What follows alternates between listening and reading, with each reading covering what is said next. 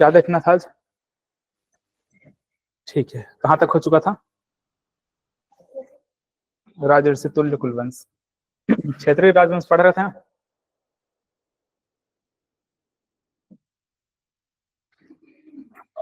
ठीक है, क्षेत्रीय राजवंश, रीजनल डायनेस्टी हम लोग देख रहे थे।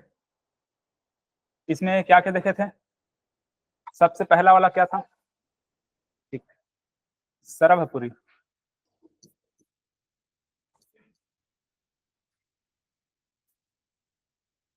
दूसरा हम लोगों ने क्या देखा?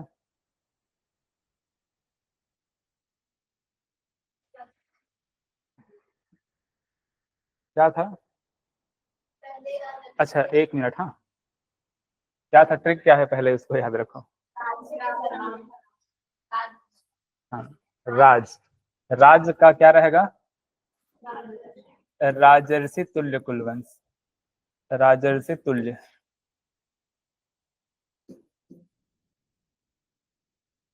ठीक है, राजर्षि तुल्य कुलवंश। राज ने से क्या रहेगा? नल। तीसरा क्या रहेगा? सरभपुरी वंश। चौथा क्या रहेगा? पांडु वंश।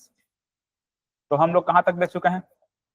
सरभपुरी राजवंश तक देख चुके हैं। ठीक है, यहां तक हो चुका है। इनके शासकों को नाम बता सकते हो?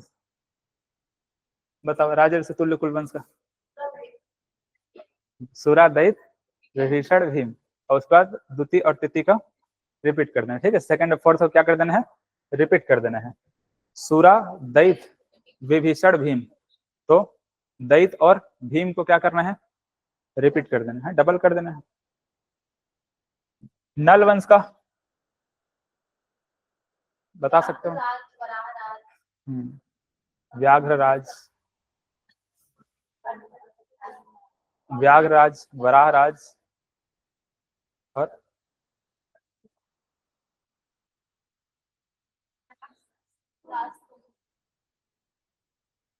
ठीक है, याद करना उसको। सरभपुरी का बताओ।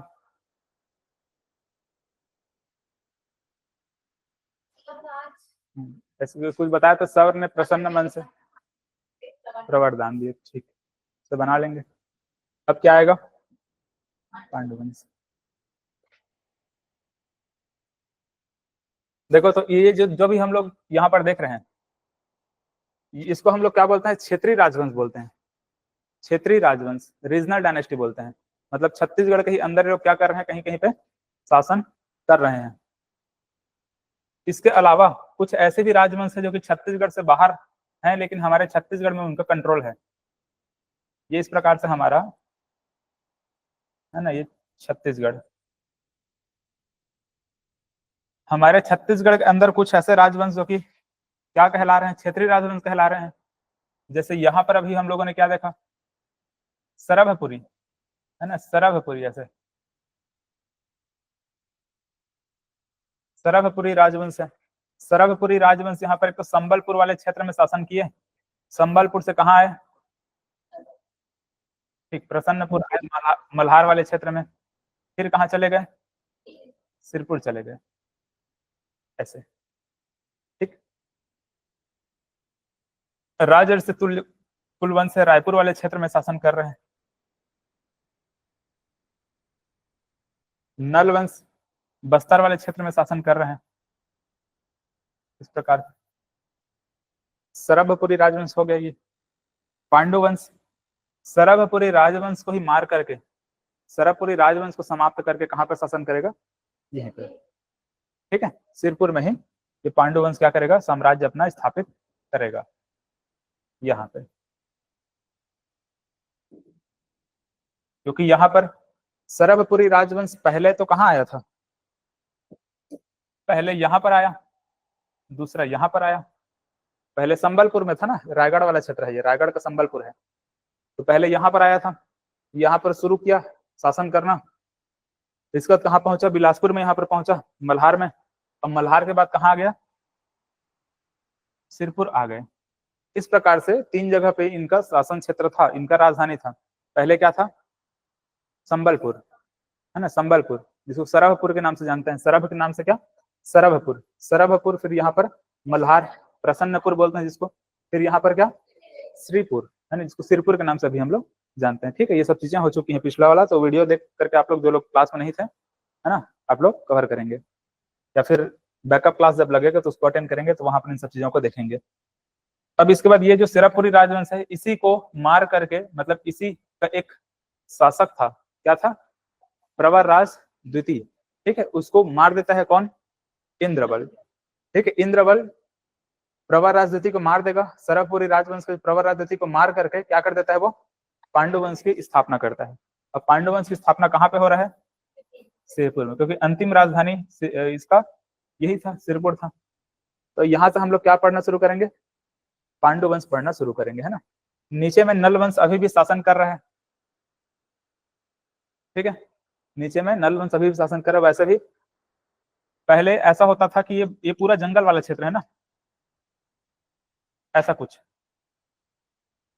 हमारा छत्तीसगढ़ ये वाले हिस्से को पहले नहीं देखा था, इसको हम छत्तीसगढ़ के अंतर्गत शामिल नहीं करते थे।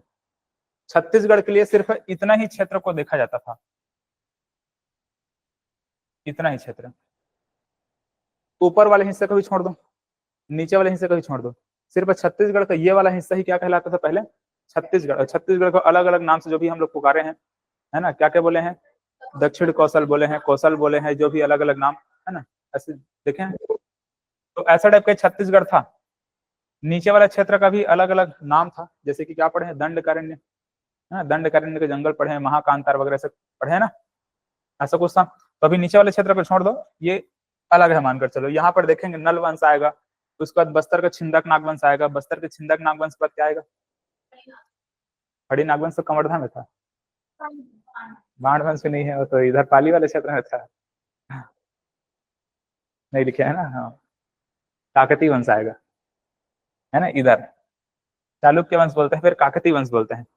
इधर नीचे वाले तेलंगाना वाले क्षेत्र में एक राजवंश शासन कर रहा था, वही धीरे से हमारे छत्तीसगढ़ आकर के यहाँ पर ये वाले क्षेत्र में शासन करना शुरू करेगा।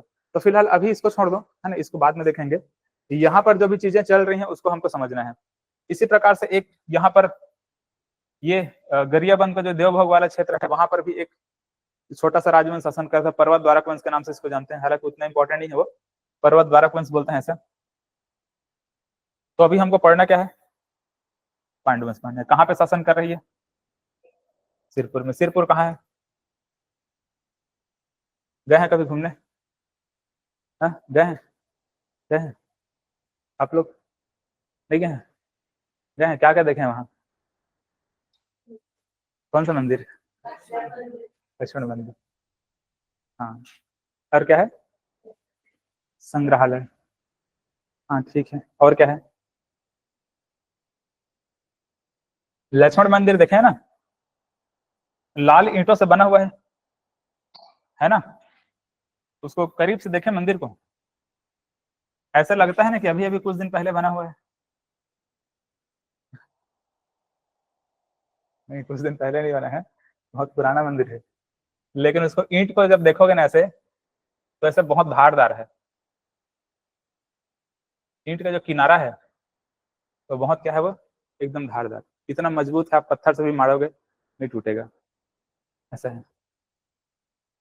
इसलिए अभी भी जैसा का तैसा बना हुआ है, मंदिर को जब जाकर देखोगे तो जैसा का तैसा वो दिखाई देगा, मतलब लाल रंग का इस प्रकार से बना हुआ है, मजबूत ईंट से बना हुआ है। चलो, तो पांडुवंश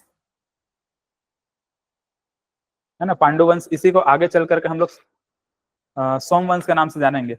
अभी पांडुवंश लिखाएगा, बाद में क्या कहलाएगा, ये सोमवंश कहलाएगा।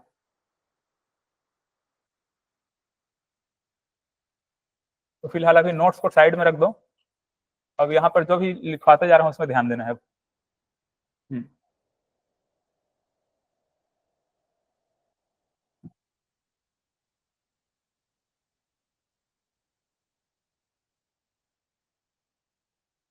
ठीक है, कहाँ पे शासन कर रही है, सिरपुर में शासन कर रहा है, और लगभग कब से कब तक,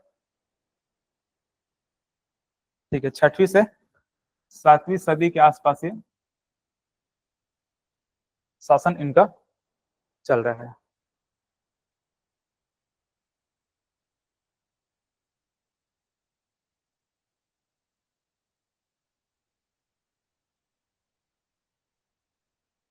इसके बारे में एक पॉइंट लिख लो, ये कौन से धर्म को मानते थे?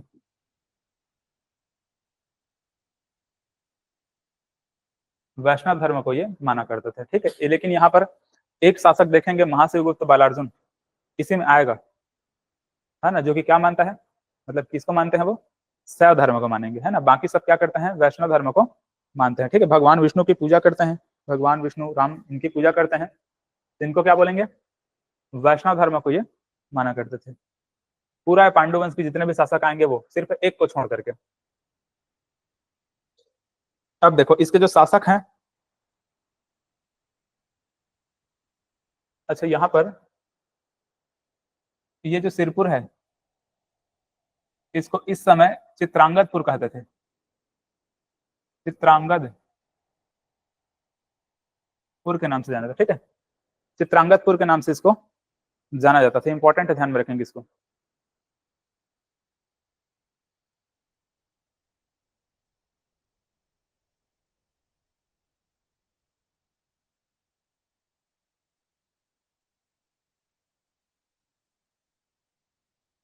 तो इसमें हम लोग जो शासक देखते हैं, पहला शासक कौन कहलाएगा, हाँ इंद्रबल होना चाहिए, है ना। इंद्रबल ही क्या किया था, सरभपुरी राजवंश के जो अंतिम शासक थे, कौन, प्रवर राजनीति की हत्या कर दिया, हत्या करके क्या किया था, पांडु वंश की स्थापना की थी। तो पहला शासक होना चाहिए किसको, इंद्रबल को, ठीक है। लेकिन उसको न मान करके एक और शासक है उदयन, ठीक है, उदयन नाम का एक शासक है, उसको मानते हैं। तो उसको तो ठीक है लिखेंगे, लेकिन हम लोग जब पढ़ना शुरू करेंगे ना, तो मेन हम लोग जो वास्तविक संस्थापक देखते हैं, तो कहाँ से, इंद्रबल से। वास्तविक संस्थापक अगर पूछा जाएगा तो इंद्रबल से शुरू करना है, तो उनका नाम को हमको याद रखना है। तो उनके नाम को याद रखने के लिए आप लोग ऐसे याद रखेंगे, इंद्र,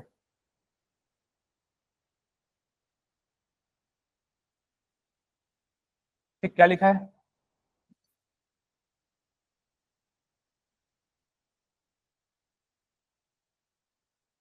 ठीक पढ़ो, क्या लिखा है, इंद्र नमन चंद्रहमन, ठीक है, इंद्र नमन चंद्रहमन। इंद्र से क्या रहेगा, इंद्रबल रहेगा,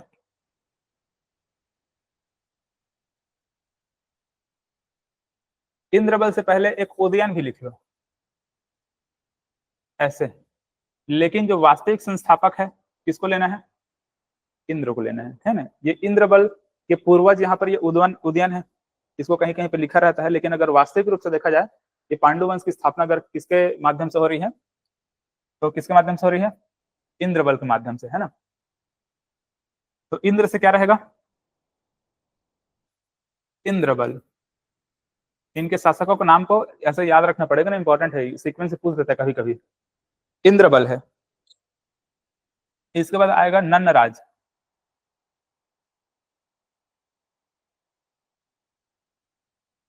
नन्नराज, ठीक है। फिर आएगा महाशिव तिवर देव,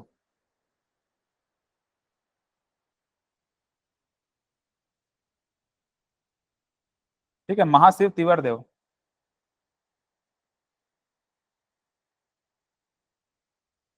ऐसे।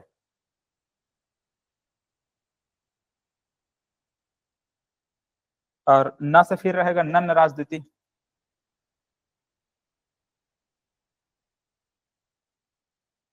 नन्नराज द्वितीय। चंद्र से रहेगा चंद्रगुप्त,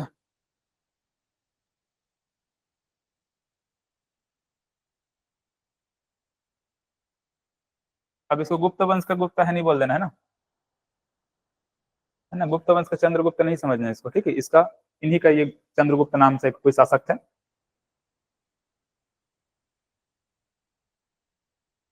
इसके बाद ये हर्षगुप्त है,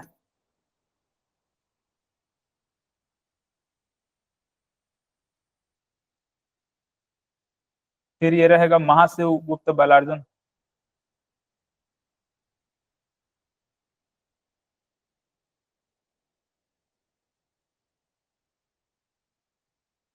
और फिर यहाँ पर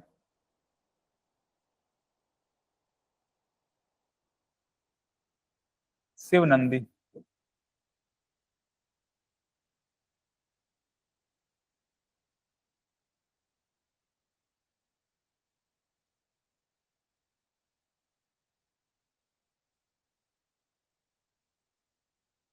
ठीक है, याद रहेगा शासकों का नाम, है ना, बहुत इंपॉर्टेंट है पांडु वंश। ये मानकर चलो कि एग्जाम में ज्यादातर क्वेश्चन पांडु वंश या फिर सरभपुरी राजवंश या फिर कलचुरी वंश या फिर काकती वंश, यही सबसे ज्यादा क्वेश्चन बनने के चांसेस रहता है।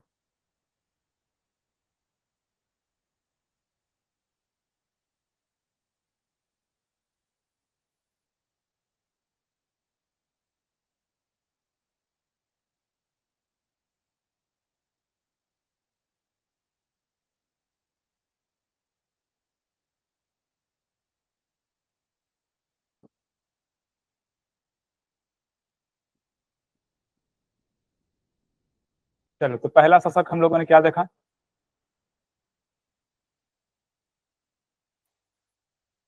पहला शासक क्या है? उदयन है। ठीक है, इसको क्या लिख सकते हैं उदयन के लिए? एक तो प्रथम शासक है,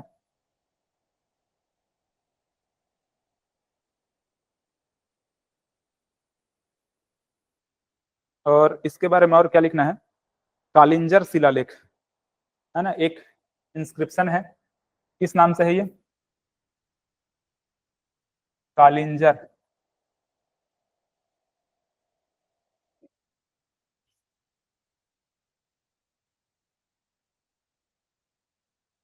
ठीक है, कालिंजर शिलालेख। तो उदयन के बारे में जो जानकारी मिल रही है, ये पांडु वंश का पहला शासक है, वो कौन सा शिलालेख से मिली है? कालिंजर, है ना। तो एग्जाम में वो कभी कभार पूछा जाता है, कालिंजर शिलालेख से हमको पहले मतलब ये जानकारी मिल रही है कि उदयन प्रथम शासक है। दूसरा शासक क्या है? इंद्रबल। ठीक है, तो इसको लिखना है कि वास्तविक संस्थापक है ना। रियल फाउंडर के रूप में हम किसको बोलेंगे? इंद्रबल को ही लेंगे।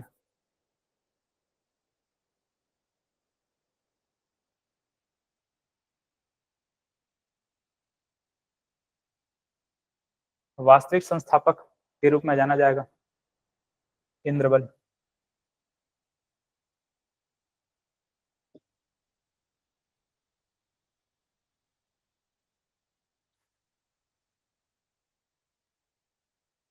अब इसके बारे में कुछ कुछ पॉइंट लिख लो, है ना। इसमें वही लिखना है, सरभपुरी राजवंश के शासक प्रवर राज द्वितीय की हत्या कर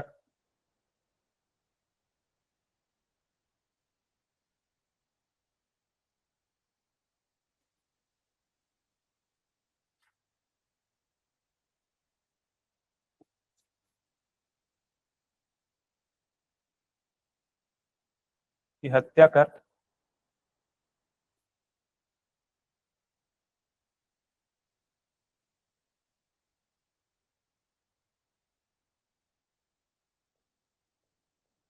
पांडु वंश की स्थापना की या फिर पांडु वंश की नींव रखी।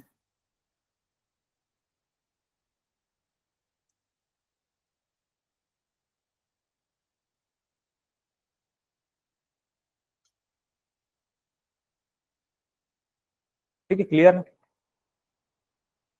अब इसके बाद दूसरा चीज याद रखेंगे, इंद्रपुर जानते हैं?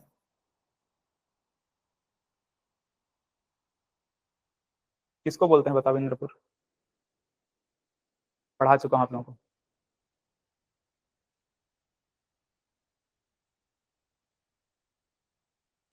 खरौद। खरौद। कहाँ है खरौद बताओ?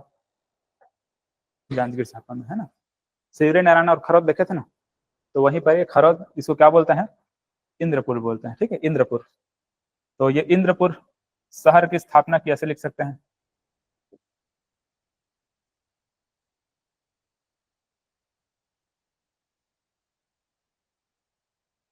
ऐसे, है ना। खरौद इंद्रपुर शहर की स्थापना की, या फिर खरौद शहर बसाया ऐसे लिख सकते हैं। इंद्रपुर शहर बसाया, खरौद शहर बसाया, इस प्रकार से ये लिख सकते हैं।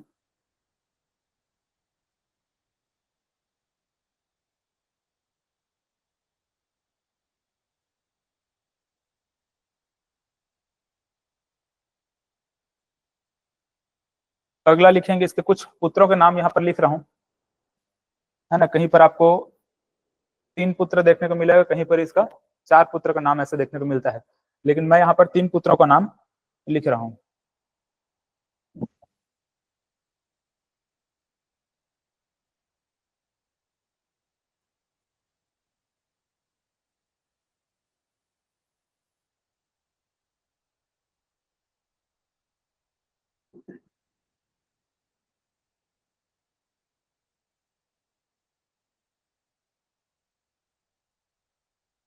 नंदराज प्रथम,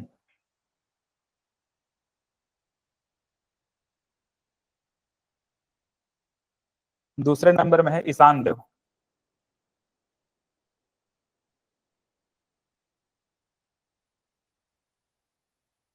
तीसरा है रणकेसरी,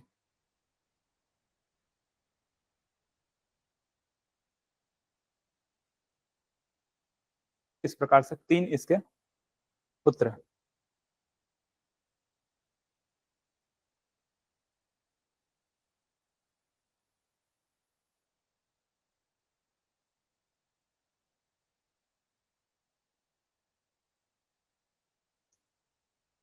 तो देखो तीनों की विशेषताओं को, तो ये जो नंदराज है,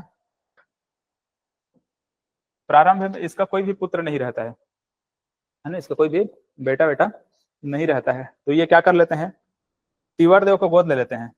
महाशिव तिवर देव अभी पढ़ेंगे ना आगे, नाम लिखवाया हूं ना। तो तिवर देव को एडॉप्ट कर लेते हैं, गोद ले लेते हैं।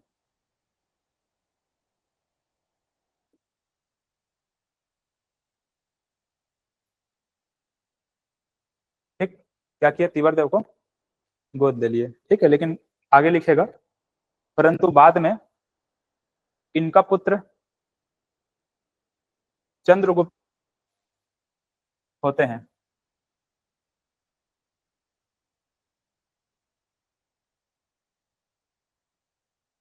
है ना। परंतु कुछ समय पश्चात, ऐसे लिख सकते हैं, परंतु कुछ समय पश्चात इनके पुत्र चंद्रगुप्त होते हैं।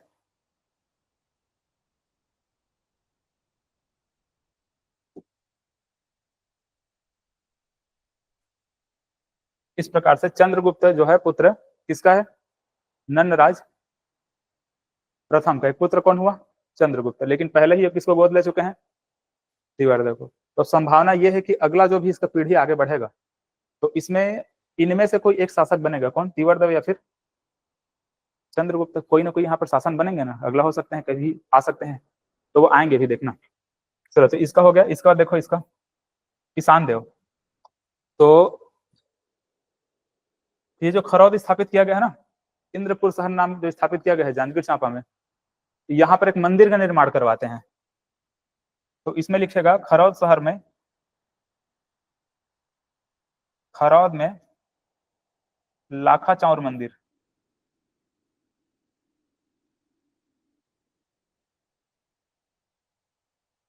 इस मंदिर को और क्या बोलते हैं, लक्ष्मणेश्वर मंदिर की स्थापना करवाते हैं। ठीक है, खरौद, जांजगीर चांपा में खरौद में क्या है, लक्ष्मणेश्वर मंदिर की स्थापना करते हैं। अब बताओ, लक्ष्मणेश्वर मंदिर है, कौन से भगवान हो सकते हैं, कौन से भगवान हो सकते हैं, लक्ष्मण। लेकिन लक्ष्मण भगवान वहां पे नहीं है, ठीक है। वहां पर कौन से भगवान की प्रतिमा है, शिव भगवान की प्रतिमा है, ठीक है, याद रखेंगे,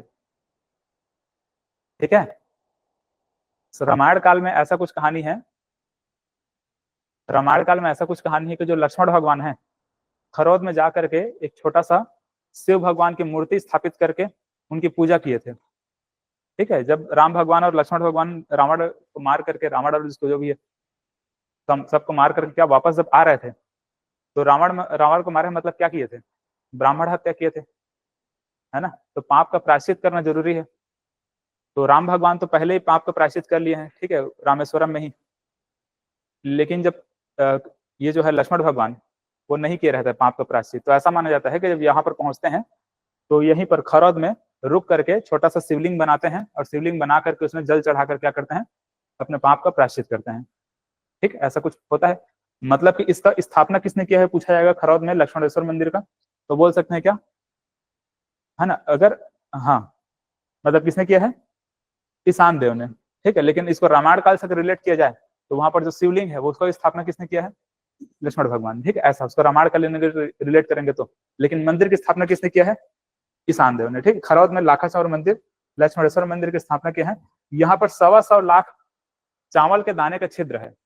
इस प्रकार से मंदिर को देखोगे, मतलब मंदिर नहीं, वहां पर जो शिवलिंग है उसको देखोगे तो शिवलिंग टाइप दिखता नहीं है, इस प्रकार से मंदिर है मानकर चलो।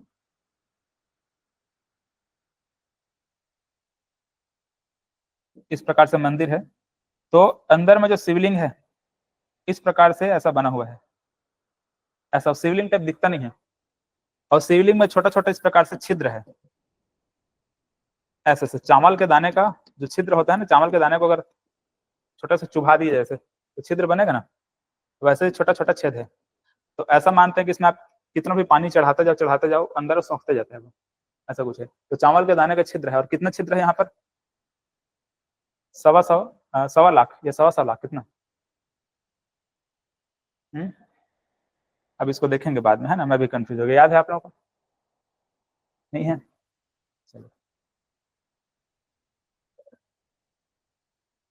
125 लाख है, ठीक है, जहां तक मुझे याद आ रहा है, देखना पड़ेगा। 1.25 है, लेकिन उसमें क्या है, 125 में बोल रहा हूँ, 1.25 लाख है या फिर 125 लाख है? 1.25 लाख, चलो ठीक है, देखेंगे बाद में, है ना। तो वैसे चावल के दाने का वहां पर छिद्र बना हुआ है। समझ में आया ना? ईशान देव ने क्या किया? लक्ष्मणेश्वर मंदिर की स्थापना कर दिया, ठीक है। ये कौन सा मंदिर है? लक्ष्मणेश्वर मंदिर। अभी एक और मंदिर पढ़ेंगे आगे, लक्ष्मण मंदिर कहलाएगा। लक्ष्मण मंदिर कहाँ रहेगा? ये त्रिपुर में, ठीक है। लक्ष्मण मंदिर, जो लाल ईंटों के बारे में भी बात कर रहे थे ना, वो क्या मंदिर कहलाता है? वो लक्ष्मण मंदिर कहलाता है वो, है ना। और ये कौन सा मंदिर है? लक्ष्मणेश्वर मंदिर है। चलो, अब इसके बाद रण केसरी है। रण केसरी के बारे में ऐसा कुछ विशेष जानकारी नहीं है ना। चाहो तो लिख सकते हो, भांदक शिलालेख से इसके बारे में कुछ जानकारी प्राप्त होती है, लेकिन ये उतना इंपॉर्टेंट नहीं है।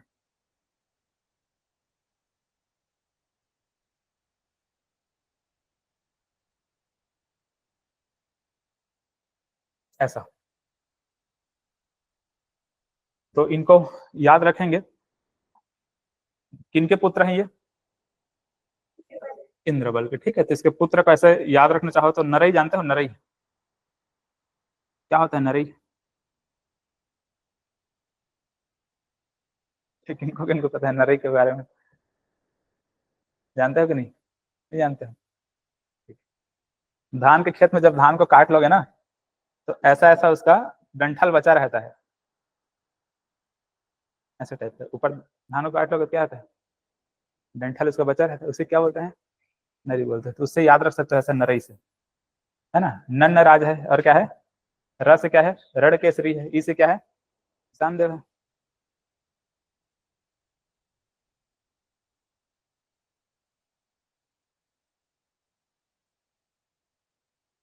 छत्तीसगढ़ का काशी किसको कहते हैं? क्यों कहते हैं? हाँ, मतलब जैसे कि छत्तीसगढ़ काशी ऐसा ये बोला जाता है, वहां पर मोक्ष की प्राप्ति होती है ना। अस्थि विसर्जन भी होता है वहां पर। अगर अस्थि विसर्जन करने के लिए वहां पर जाकर विसर्जित कर सकते हो, अगर प्रयागराज वगैरह नहीं जाना है तो। ऐसा है, तो वहां पर मोक्ष की प्राप्ति होती है, इसलिए क्या बोलते हैं, छत्तीसगढ़ का काशी भी कहते हैं, है ना। ठीक है, छत्तीसगढ़ का प्रयाग किसको कहते हैं? किसको? राजिम को। चलो आगे बीच बीच में सबको देखते जाएंगे। तो इंद्रबल का हो गया ना। अगला शासक क्या आएगा?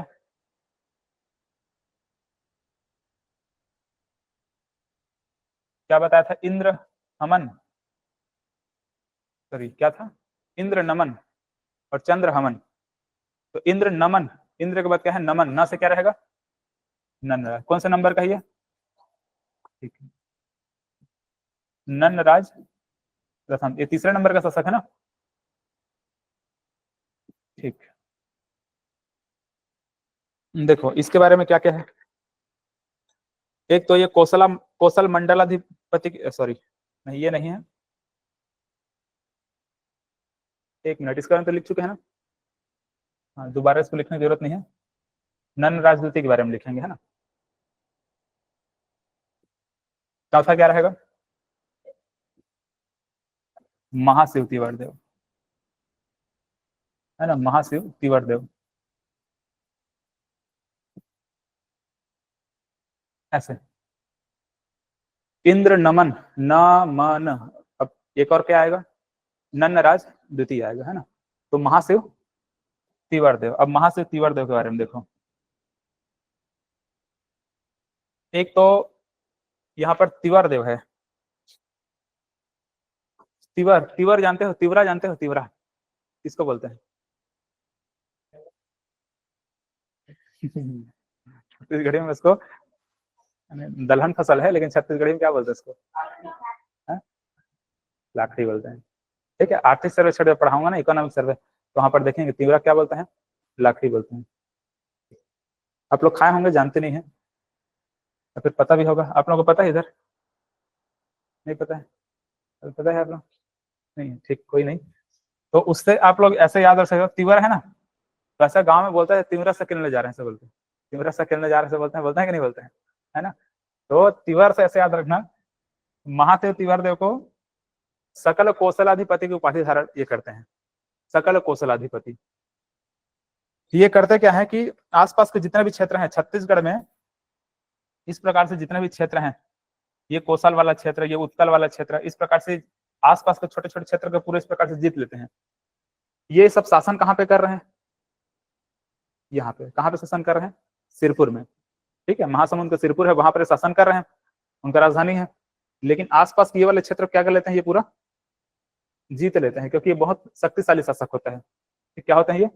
शक्तिशाली शासक। तो इसलिए इसको कौन से उपाधि धारण करते हैं ये? सकल कौशलाधिपति।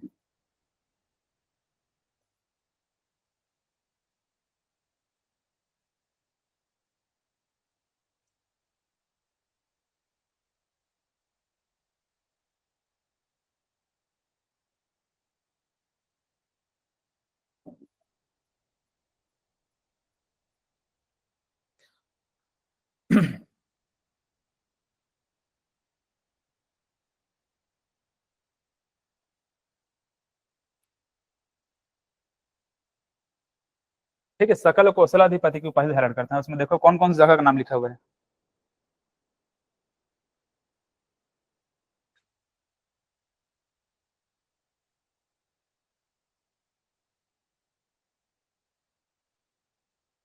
क्या क्या है? उत्कल, कौशल, हाँ, उत्कल और कौशल है। ठीक है, तो बस वही लिख लो, उत्कल और कौशल। उत्कल मतलब क्या, कौन सा क्षेत्र है? उड़ीसा वाले क्षेत्र। ठीक है, और कौशल मतलब कि छत्तीसगढ़ वाला क्षेत्र है ना। तो वही है छत्तीसगढ़, और ये छत्तीसगढ़ और इधर उड़ीसा वाला क्षेत्र। ये वाले क्षेत्र को क्या करता है, अपने अधीन कर लेता है, साम्राज्य अपना क्या कर लेता है, बढ़ा लेता है, इस प्रकार से जीत लेता है। इसीलिए कौन सा उपाधि धारण किया है? सकल कौशल अधिपति, है ना। तो यहाँ पर सकल याद रखेंगे, तिवरा सकेलना याद रखना ऐसे, और यहाँ पर तिवर याद रखें, क्योंकि बहुत सारे उपाधि वगैरह देखने वाले हैं ना, सबको देखेंगे तो दिमाग फिर वहां पर खिचड़ी बन जाएगा। तो ऐसे कुछ ना कुछ आपको ट्रिक बना के याद रखना पड़ेगा।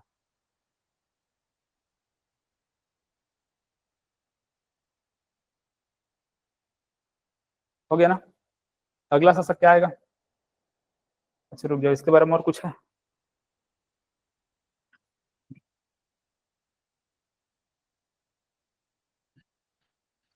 एक दो पॉइंट और इसका, इसका कुछ कुछ क्या प्राप्त हुआ है? ताम्र पत्र प्राप्त हुआ है ना, कॉपर प्लेट प्राप्त हुआ है। तो एक बोंडा नाम का जगह है, ये महासमुंद वाले क्षेत्र में है कहीं पर, बोंडा नाम का जगह है। बालोद है,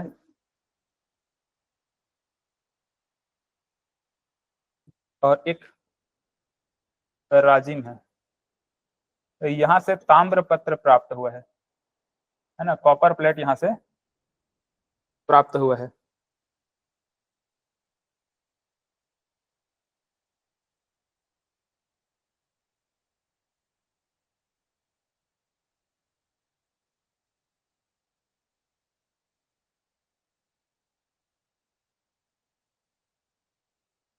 चलो हो गया ना।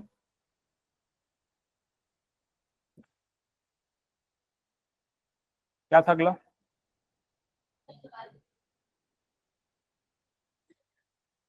नन्नराज द्वितीय आएगा। ये उतना इंपॉर्टेंट नहीं है। नन्न राज द्वितीय, ये उपाधि धारण किए थे कौशल मंडल अधिपति।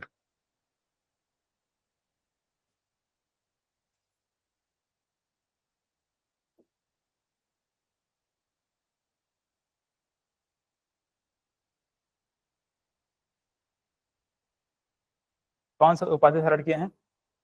कौशल मंडल अधिपति, है ना। और ये अड़भार से इसका ताम्र पत्र प्राप्त हुआ है। कहाँ है अड़भार? ठीक, शक्ति में है।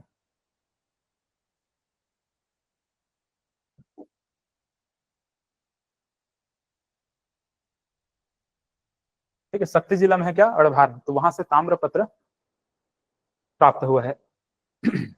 कौशल मंडल अधिपति।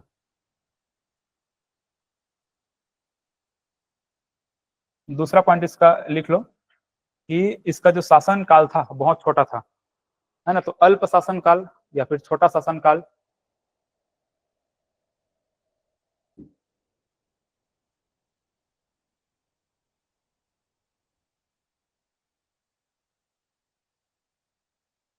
अत्यल्प शासन काल या फिर अल्प शासन काल, छोटा शासन काल। चलो, और बाकी यहाँ पर इसकी निसंतान मृत्यु हो जाती है। ठीक है, ऐसा कोई पुत्र वगैरह नहीं होता है, निसंतान मृत्यु हो जाती है। अगला शासक का नाम बताओ। ठीक, इंद्र नमन चंद्रहमन। चंद्रगुप्त किसका पुत्र है?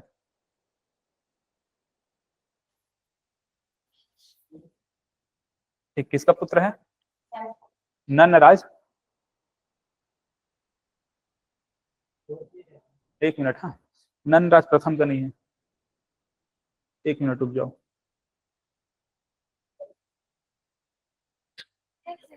अच्छा रुको, हाँ, अच्छा ठीक ठीक ठीक, किसका है वो? नन्नराज प्रथम का। ठीक है, वहां पर लिखा है ना किसका पुत्र है वो। हाँ ठीक है, नन्नराज प्रथम का ध्यान में रखेंगे।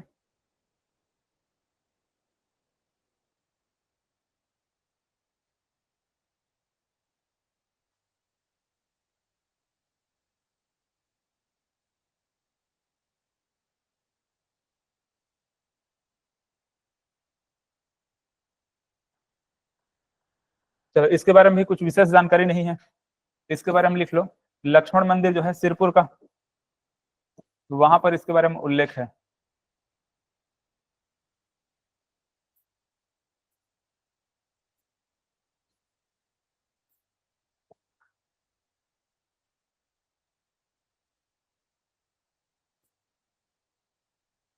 सिरपुर के लक्ष्मण मंदिर में इसका उल्लेख देखने को मिलता है।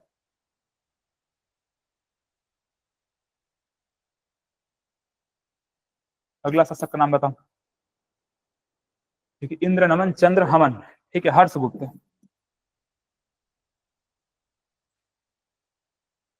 अब ये इंपॉर्टेंट हो जाता है ना, हर्षगुप्त।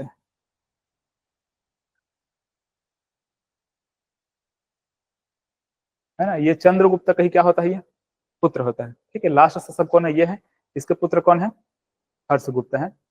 तो अब इसके बारे में देखो, इसके बारे में ये है, इसकी पत्नी होती है ना। पत्नी का नाम क्या है? वासटा।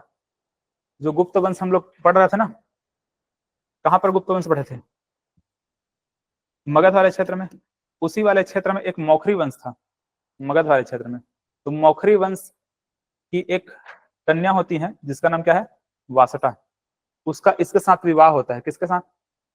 हर्षगुप्त के साथ, है ना। तो इनकी पत्नी का नाम क्या है? वासटा।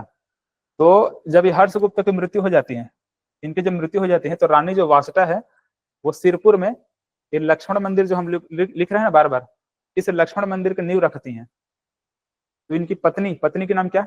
वासटा। वो लक्ष्मण मंदिर का नींव रखेंगी। कहां पर रखेंगी? सिरपुर में। ठीक है, चलो तो लिखो इसको, रानी वासटा। ठीक है, रानी वासटा ने सिरपुर में लक्ष्मण मंदिर का की नींव रखी, की नींव रखी, इस प्रकार से लिखो।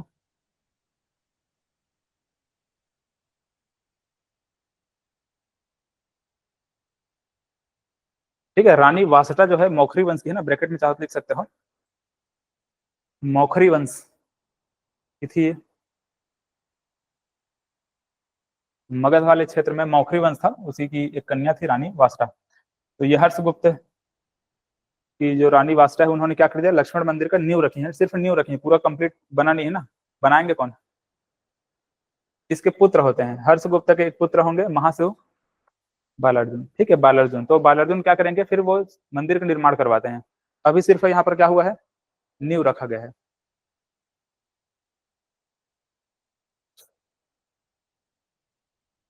और ध्यान में रखेंगे इनके इनके मृत्यु के बाद हो रहे हैं ये जो भी काम हो रहा है, ये जो भी काम हो रहा है किसके मृत्यु के बाद हो रहा है, हर्षगुप्त के। तो हर्षगुप्त के मृत्यु के बाद रानी वासटा ने सिरपुर में लक्ष्मण मंदिर का नींव रखा। इस प्रकार से हो गया। लक्ष्मण मंदिर के बारे में और अभी हम लोग आगे देखेंगे। चलो वहां पर चाहो तो लिख सकते हो नोट करके, जो लक्ष्मण मंदिर है वो नागर शैली में बना है, नागर शैली, बेसर शैली और द्रविड़ शैली, 3 प्रकार का शैली होता है। तो नागर शैली में बना है। पंचायतन शैली में उसको अपन देखे थे क्या, राजिम, है ना, राजिम वाले को देखे थे। किसके समय अपन देखे थे, विलास थंग। तो नागर शैली में बना हुआ है, लाल ईंटों से बना हुआ है, लाल ईंटों से निर्मित है, और भगवान विष्णु की प्रतिमा है वहां पर। सिरपुर के लक्ष्मण मंदिर के बारे में 3 पॉइंट क्या क्या लिखे, नागर शैली, लाल ईंटों से बना है, और भगवान विष्णु की प्रतिमा है।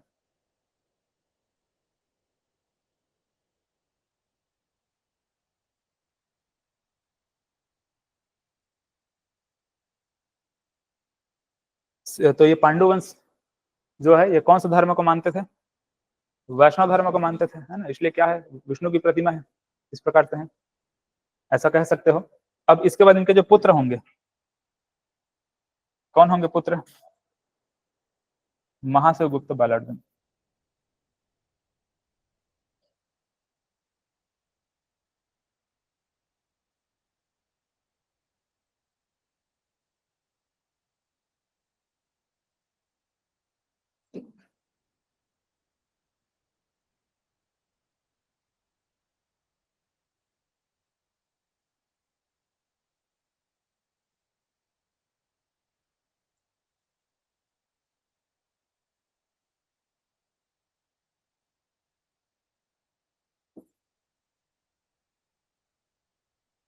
देखो अब इसके बारे में, पहले तो इनको लिखो कि इनका जो शासन काल है 595 से लेकर के 655 ईस्वी तक था, है ना, इतने से इतने ईस्वी तक ये शासन किए हैं।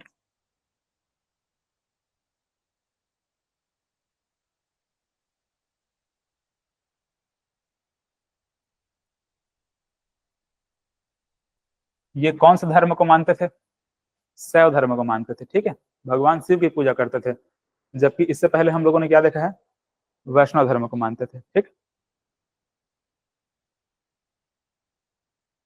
इसका जो शासन काल था वो सर्वाधिक था,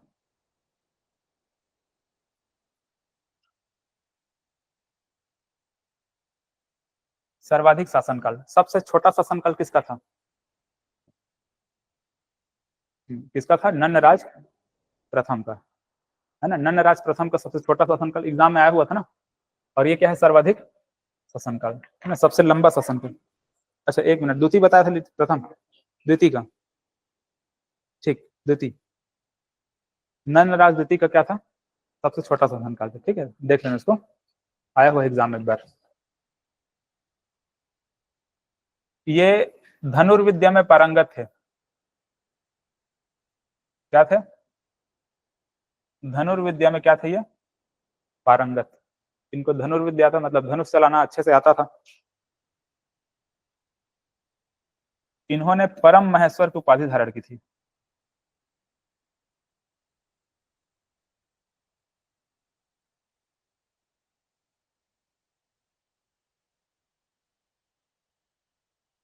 परम महेश्वर की उपाधि इन्होंने धारण किया था।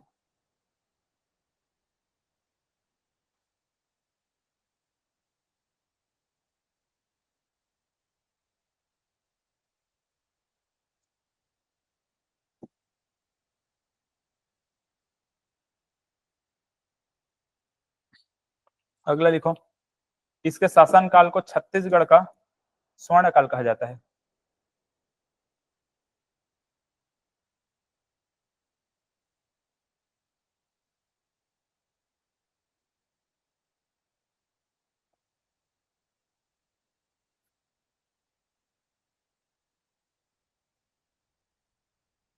इसका शासनकाल से क्या था, छत्तीसगढ़ का स्वर्ण काल कहा जाता है, क्योंकि देखेंगे हम लोग सिरपुर वाले क्षेत्र में बहुत सारे मंदिर हैं, है ना, बहुत सारे मंदिर, जैसे आपका शिव मंदिर का निर्माण, सॉरी ये जो लक्ष्मण मंदिर का निर्माण है उसका निर्माण हो गया।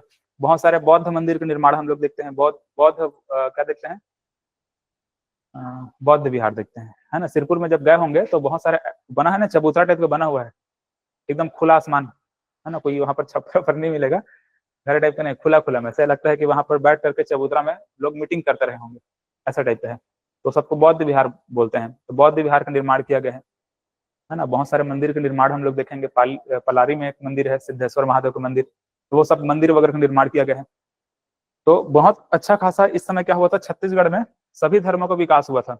इस वजह से क्या बोल देते हैं, इसके शासन काल को छत्तीसगढ़ का स्वर्ण काल के रूप में जाना जाता है। ठीक है, महाशिवगुप्त बालार्जुन, ठीक है, नाम बहुत इंपॉर्टेंट है, ध्यान रखेंगे।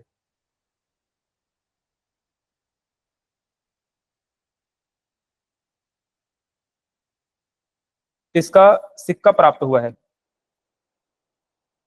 ना, कहाँ से सिक्का प्राप्त हुआ है, बालपुर, सिरपुर, है ना, सॉरी सिरपुर नहीं है, ये शक्ति में है। ठीक, कहाँ है, शक्ति में है, तो यहाँ से सिक्का प्राप्त हुआ है।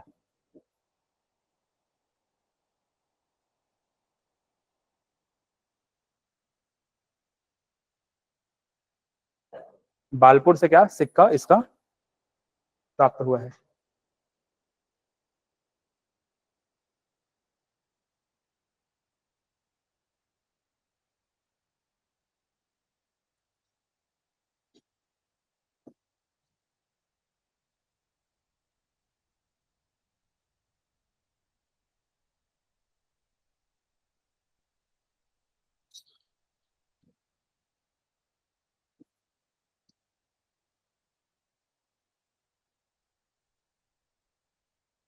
ये सभी धर्मों को क्या करते हैं, समान मानते थे ना, तो इसको हम लोग क्या लिखेंगे, धार्मिक सहिष्णुता। ठीक है, सभी धर्म क्या करते थे, ये समान रूप से मान करके चलते थे, तो धार्मिक सहिष्णुता थे, बहुत ज्यादा उदारवादी थे, सभी धर्मों को समान ये माना करते थे। इसी वजह से हम लोग देखेंगे यहाँ पर बहुत सारे मंदिर का निर्माण हुआ है, जैसे कि सिरपुर में बहुत सारे बौद्ध विहार का निर्माण हुआ है।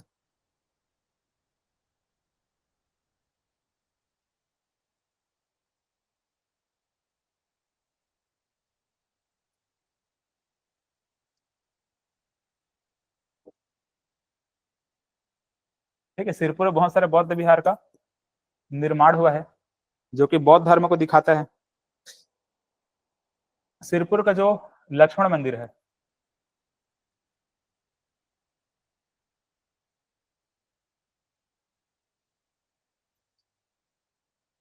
कौन सा धर्म को दिखाता है, ये वैष्णव धर्म को दिखाता है ना, वैष्णव धर्म के प्रतीक यहाँ पर सिरपुर का लक्ष्मण मंदिर। और जैसे कि सिरपुर में एक गंधेश्वर महादेव मंदिर है,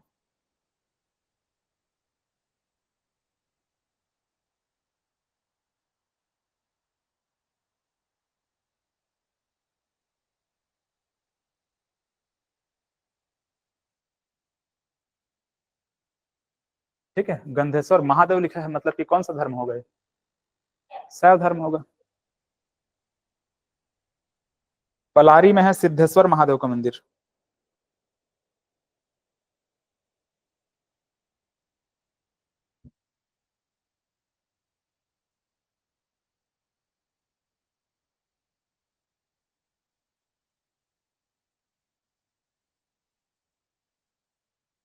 पलारी का सिद्धेश्वर महादेव का मंदिर।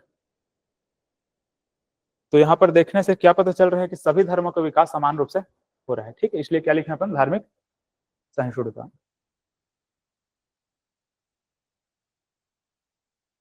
चलिए, सिक्का लिख चुके हैं ना, बालपुर शक्ति से क्या हुआ है, सिक्का प्राप्त हुआ है। ताम्रपत्र भी लिख लो, सिरपुर, मल्हार और बोंदा।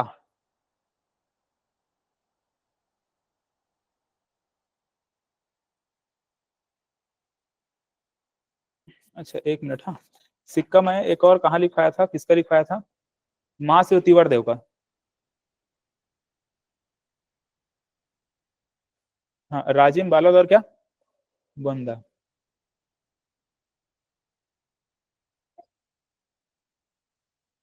एक मिनट,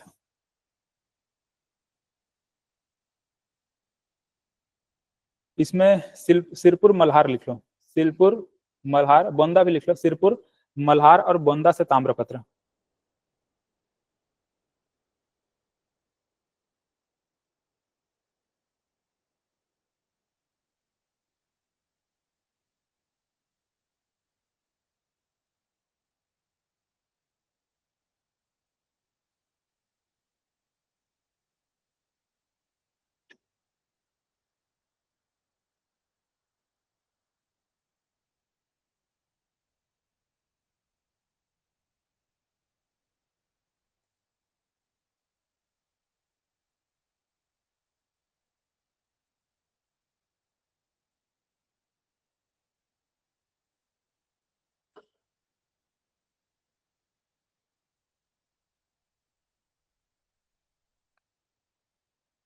अब इसमें अगला लिखो, इसी के शासन काल में वैन सॉन्ग आया था।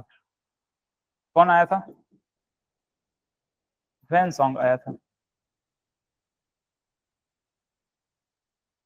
639 ईस्वी में। कब आया था, 639।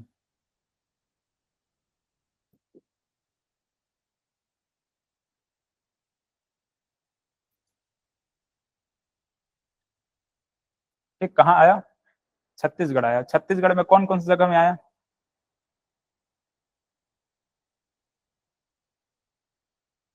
ठीक है, सिरपुर और मल्हार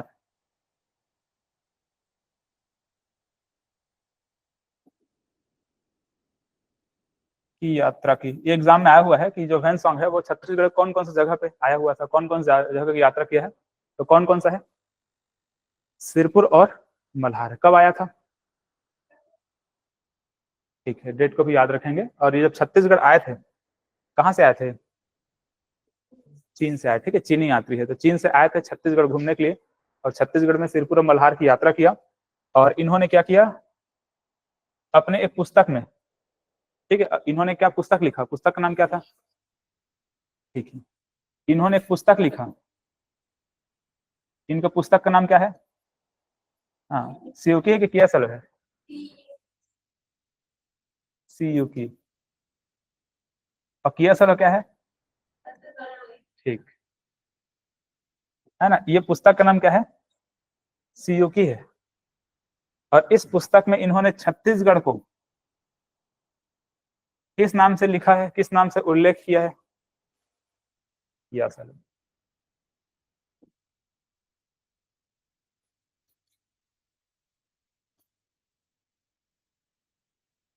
किया सलो। तो छत्तीसगढ़ के इन्होंने क्या बोला, किया सलो बोला है। और पुस्तक का नाम क्या है इनका, सीयूकी है। इसी पुस्तक में छत्तीसगढ़ का नाम इस प्रकार से किया सलो के नाम से उन्होंने लिखा हुआ है।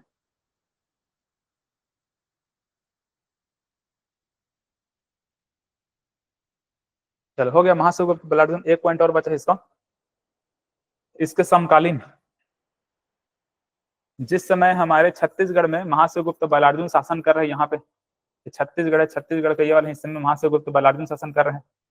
तो एक शासन, मतलब इसके नीचे वाले क्षेत्र में भी कुछ इस प्रकार से कुछ न कुछ शासक होगा, है ना। ऊपर वाले क्षेत्र में भी क्या, कुछ न कुछ इस प्रकार से शासक होगा। हमारे छत्तीसगढ़ का ये वाला जो नल वंश जो चल रहा है, बस्तर वाले क्षेत्र, वहां पर भी कुछ कुछ, मतलब कुछ न कुछ कोई शासक होगा। तो 3 शासक हम लोग यहाँ पर देखते हैं इसके समकालीन, इसी के समय।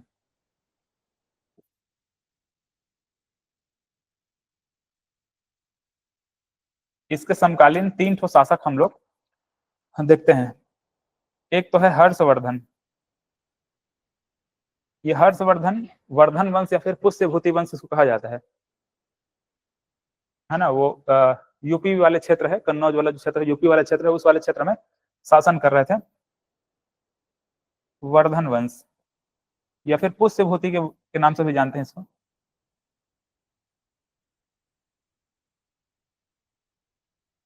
इसके समकालीन है। दूसरा हम लोग देखते हैं क्या, पुलकेशिन द्वितीय।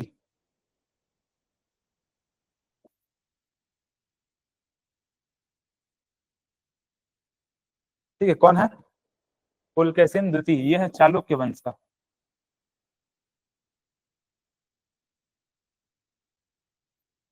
ठीक है, तेलंगाना वाला जो क्षेत्र है ना, उधर ये चालुक्य वंश का शासन चल रहा था, तो इसके भी समकालीन है। और एक और आएंगे, हाँ, नल वंश का क्या है, विलासतुंग।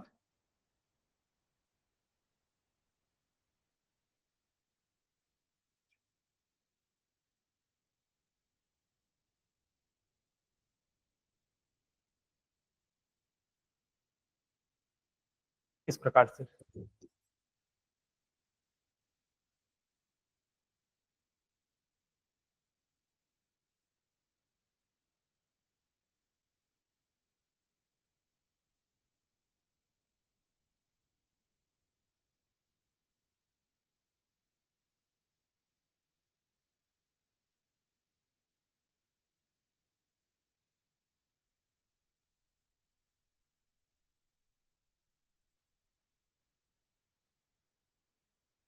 है ना, वर्धन वंश।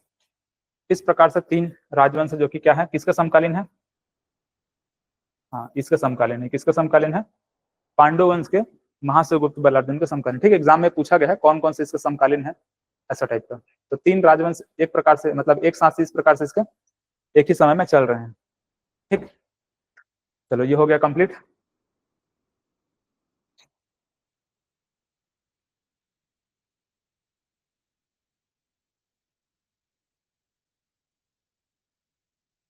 देखो उसमें नोट्स जो दिए हूँ उसमें और कुछ पॉइंट छूटा होगा तो उसमें बताओ।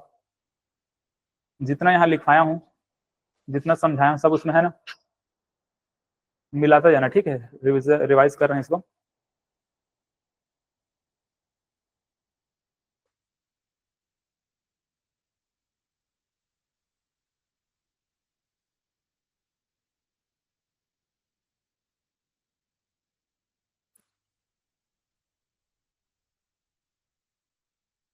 तो पांडुवंश सिरपुर वाले क्षेत्र में है ना, चित्रांगतपुर भी कहते हैं इसको। 6वीं 7वीं सदी में कौन सा धर्म मानते थे पांडुवंश वाले, वैष्णव धर्म में। ठीक है, सिर्फ महाशिवगुप्त बल्लार्जुन ही कैसे निकलेंगे जो कि क्या करेंगे, शैव धर्म को मानेंगे। ठीक है, कैसे याद रखेंगे, इंद्र नमन चंद्र हमन, है ना, इंद्र बल।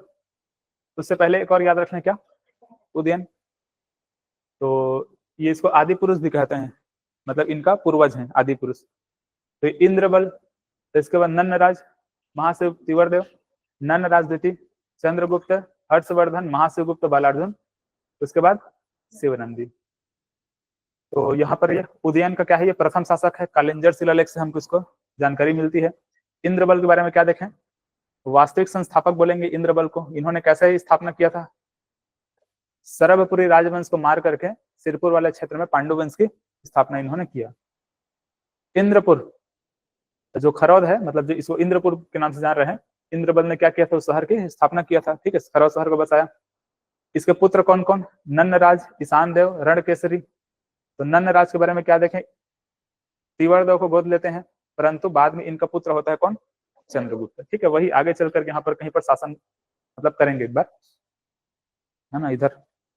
और ये इसके बाद क्या, ईशान देव, है ना। ईशान देव ने क्या किया था, खरौद में लाखा चौर मंदिर या फिर लक्ष्मणेश्वर मंदिर का निर्माण करवाया था। रणकेसरी के बारे में क्या देखा है कि भांडक शिलालेख से इनके बारे में जानकारी मिलती है। इसके बाद यहाँ पर क्या, नन्नराज प्रथम, है ना, वही नन्नराज प्रथम हो गया। महाशिव तिवरदेव, इसके बारे में क्या क्या देखें कि सकल कौशलाधिपति, है ना, तीव्रा सकल ना से याद रखना, तीवर और सकल, ऐसे तीव्रा सकल, ऐसे बोंडा बालोद राजिम, इन सबसे क्या हुआ है इनका ताम्रपत्र प्राप्त हुआ है। नन्नराज द्वितीय कौशल मंडलाधिपति के उपाधि धारण किए थे। अड़भार ताम्रपत्र से जानकारी मिलती है। शासनकाल क्या था इनका? अल्प था, ठीक है, बहुत छोटा शासनकाल था। चंद्रगुप्त के बारे में हम लोगों ने क्या देखा कि लक्ष्मण के जो मंदिर है, लक्ष्मण मंदिर है, सिरपुर के जो लक्ष्मण मंदिर है वहां पर इसका उल्लेख है। हर्षगुप्त के बारे में क्या देखा कि इनकी रानी वासटा कहाँ की थी? मौखरी वंश की है ना। शिव वर्मा ऐसा कुछ उनका नाम था, उनके पिता का। सूर्यवर्मा, क्या लिखा है देखो नोट्स में? सूर्यवर्मन, क्या लिखा है? सूर्यवर्मन, ठीक। सूर्यवर्मन की क्या है? पुत्री। हाँ, सूर्यवर्मा का की पुत्री क्या नाम है? वासटा। इन्होंने किसके साथ विवाह किया था? हर्षगुप्त के साथ।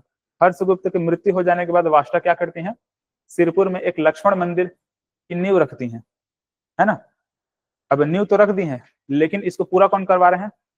महाशिवगुप्त बालार्जुन करवा रहे हैं, ठीक है। वो तो महिला है ना। वासटा क्या है? वो पूरा कहाँ करवाएंगे? कौन करवाएंगे पूरा?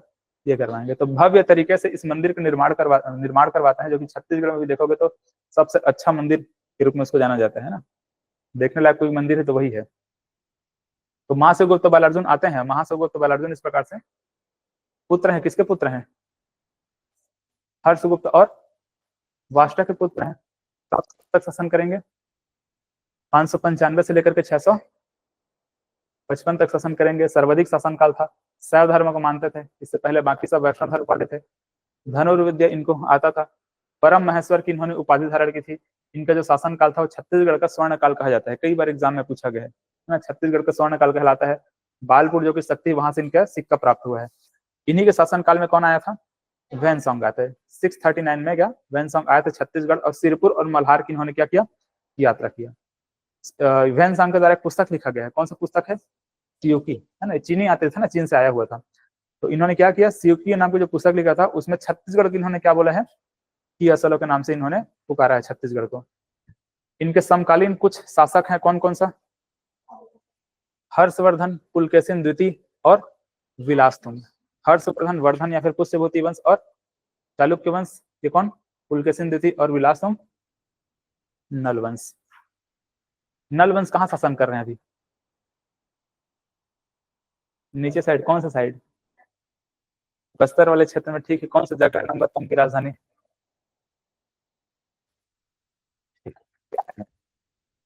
है ना। नलवंश का 2 राजधानी हम लोगों ने देखा था। एक राजधानी क्या था पहला?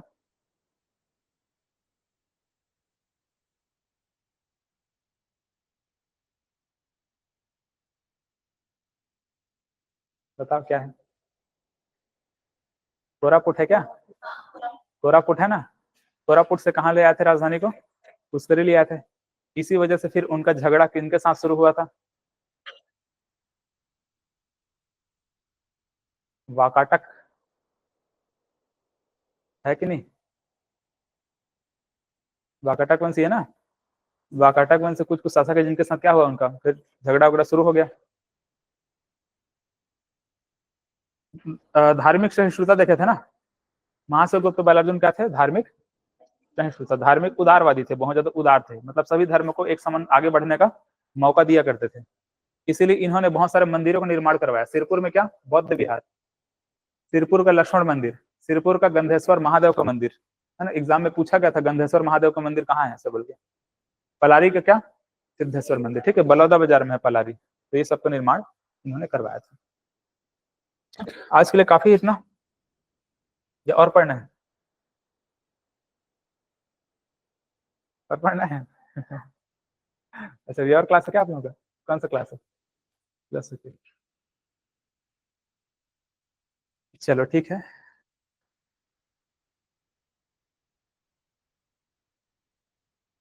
तो इसका आप लोगों को क्वेश्चन लिख करके लाना है, इसका भी। और इससे पहले क्या पढ़े हैं?